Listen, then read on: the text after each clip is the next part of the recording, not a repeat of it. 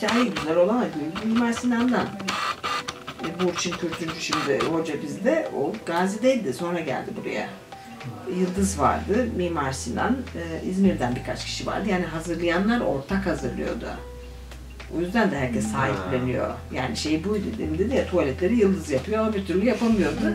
İşte birileri bilmem brandalara geliyor, bir askerleri bir yemekleri organize ediyor falan. İş bölümü yapmışlardı. Yani aslında katılımcılar aynı zamanda organizatörler. Tabii. Galiba onun heyecanı oydu. Herkes orada bir parça hissetti kendine. Güzel olan oydu. İşte diğerlerinin niye bilmiyorum, denk gelmedi, gidemedim ama bir de şeydi bence, kimsenin ne bir beklentisi yoktu. Çünkü ne olacağını bilmediğimiz için.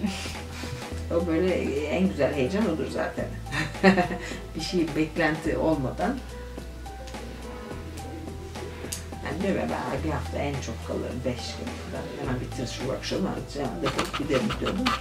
Çok üzüldüm bittiğinde. Hava güzel, şey güzel. Hani bir de hakikaten doğru su akmaz falan. Gerçekten bir mahrumiyetti yani o bir şey. Bir de aslında o tarz şeyler de insanı daha çok bağlıyor. Yani böyle bir şey için çabalıyorsun, böyle hepimiz sefil haldeyiz falan.